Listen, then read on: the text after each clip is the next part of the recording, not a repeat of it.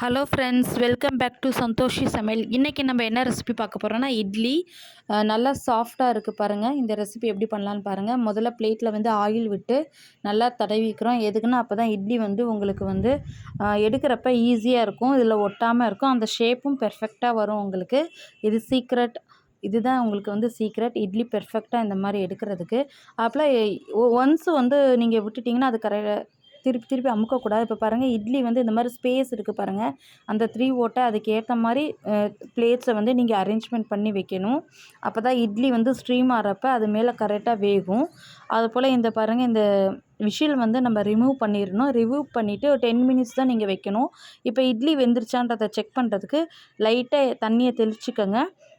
ரொம்ப சூடாக இருக்கிறனால கையை வந்து இப்படி லைட்டாக இப்படி அமுக்குனிங்கன்னா இந்த பாருங்கள் ஹோல் விழுகும், ஆனால் கையில் வந்து மாவு ஒட்டாது. அப்படின்னா இட்லி வெந்துருச்சுன்னு அர்த்தம்.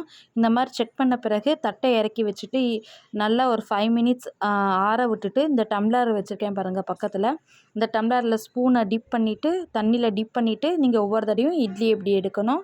அப்போ தான் வந்து இட்லி வந்து ஒட்டாமல் இப்படி வரும். பாருங்கள் எவ்வளோ ஸ்பஞ்சியாக சாஃப்டாக இருக்குது. இட்லி வந்து நான் எப்படி அரைக்கணுன்றதையும் வந்து நான் உங்களுக்கு வீடியோ போடுறேன். நான் இன்றைக்கி வந்து 4 கப் ரைஸ் எடுத்திருக்கேன், 1 கப் வந்து உடர்க்கி டால் எடுத்திருக்கேன். நான் கண்டிப்பாக ட்ரை பண்ணுங்கள். சாம்பார் ரெசிபி டிஸ்கிரிப்ஷனில் கொடுத்துருக்கேன், நீங்கள் அதை போய் பாருங்கள்.